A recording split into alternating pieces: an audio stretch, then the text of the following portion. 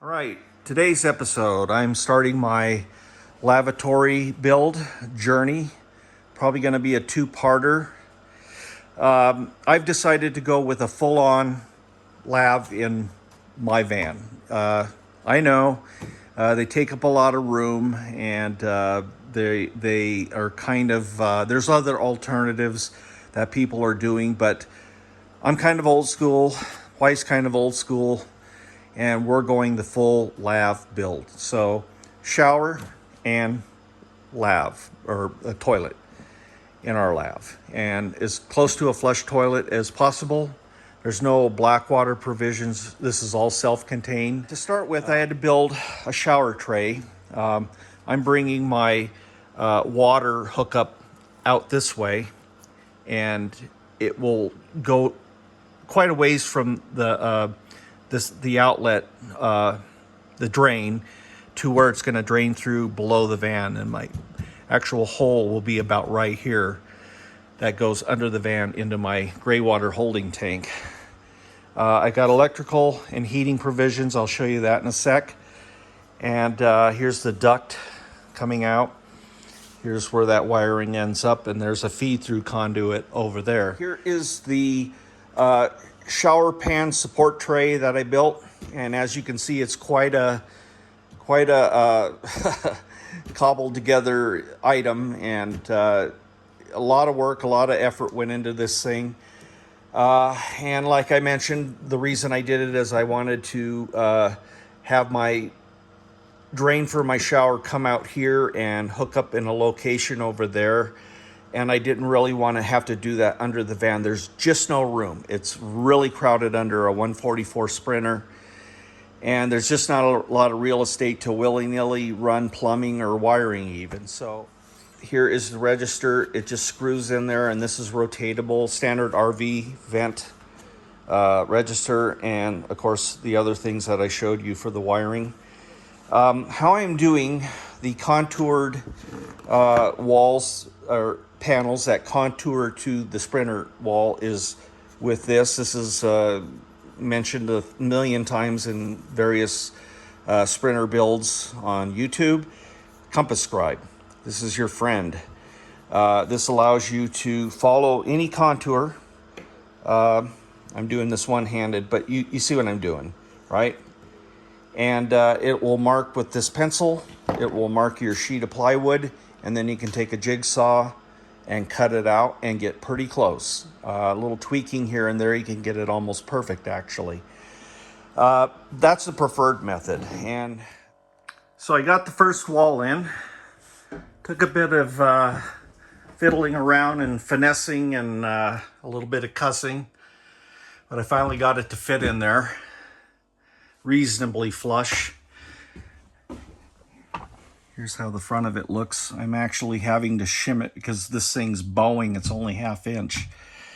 And I've got all my fasteners drilled, pre-drilled, ready to go. So I can butt the front panel up, and that should straighten it up. I got 3/4 inch for the front panel, so I can pull the sides in, right? And here's the next back panel ready to go. This is 1/2 inch, or excuse me, 1/4 inch. Birch plywood, and I've got the holes located that match up with my nutserts that I put in. That's why I put those in.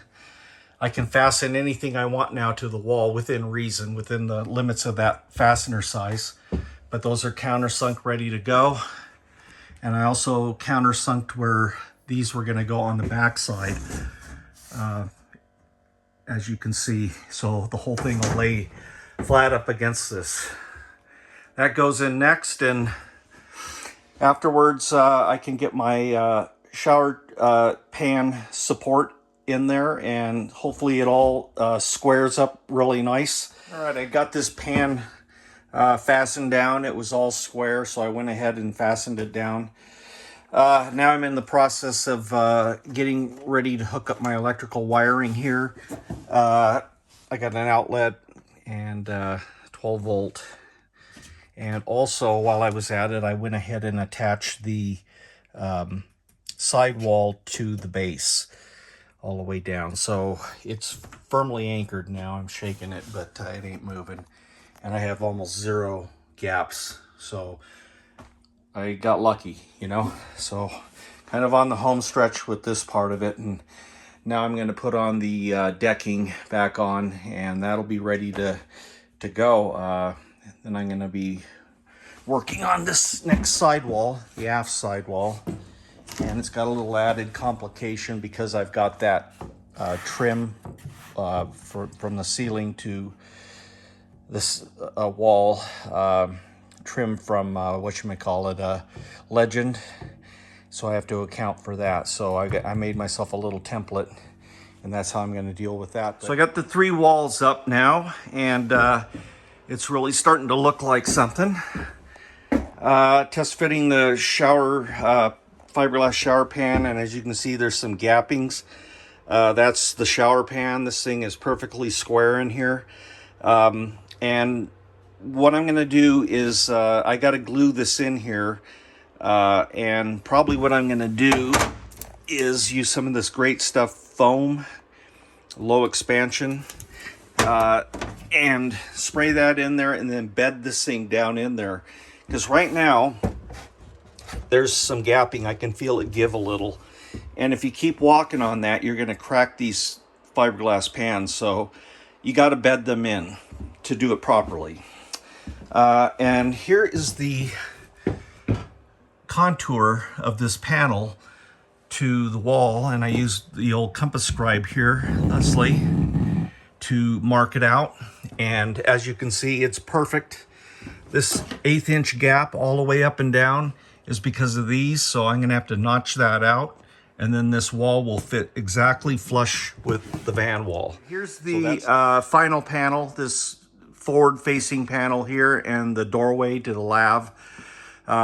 Through the magic of video editing, I will show you how I made that using these tools, rail saw, drop saw, and you can get precise cuts with it, and I'll demonstrate how I did that and get to this.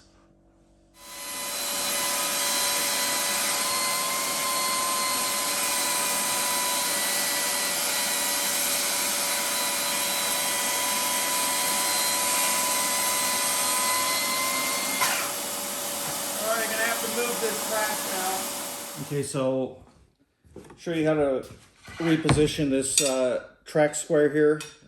You just slip it on thusly, and it just clips on.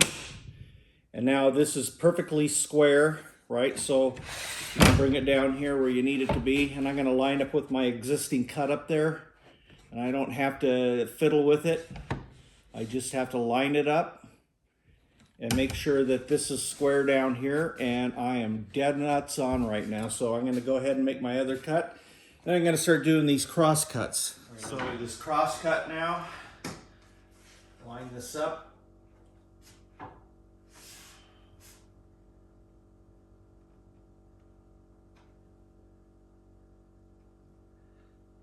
That should get me perfectly 90 to this cut. I've got some marks on here just for sanity's sake. I don't use this tool very often, so. All right, we're ready to go, I think. It's very quick to line up.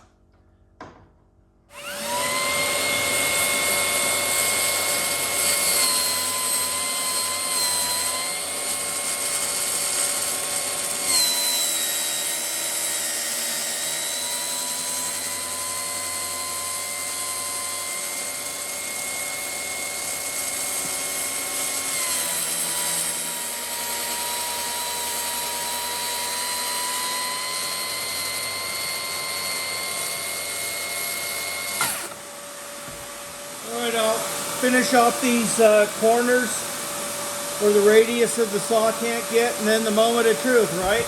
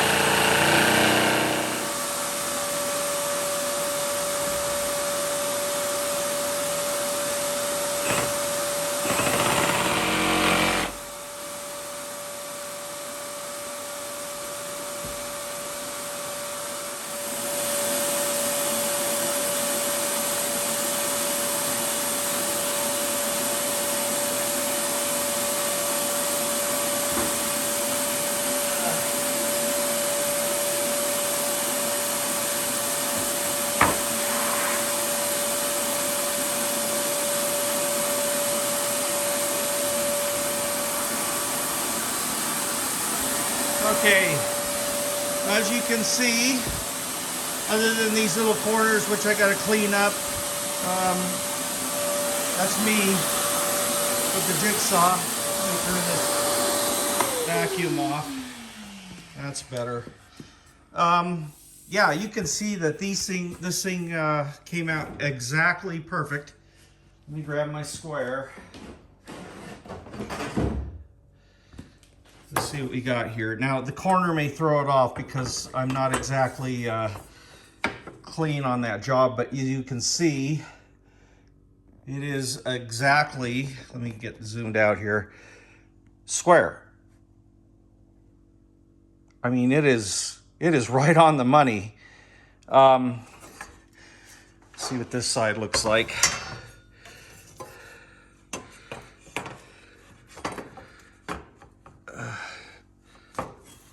It's kind of hard to, because this ends up like this, but you can see it grabbing right there. I mean, it is exactly square, this opening.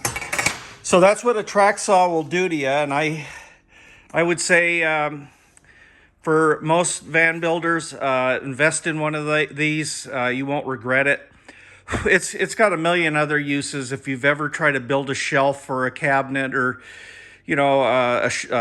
say a bench in your shop or whatever, and you need to get plywood square, one of these track squares and rail saw like that, and you'll be good to go. So next I'll be fitting this up in here and see what we got, All right, there's the shell, and I think that's about a wrap on this video. There's gonna have to be a part 2, maybe even a part 3. There's a lot to do on it yet, but this is the basic shell, and it's a good sized bathroom. I mean, 25 by 40 for a van anyway. It takes up a lot of room. This is an absolute no-go for a lot of people. I don't think in our case we're not going to be spending that much time at a stretch in here, so this is going to be fine for us. We'd rather take the hit on the space and then have a nice lavatory, because when you get old, those things kind of get important to you. You young whippersnappers.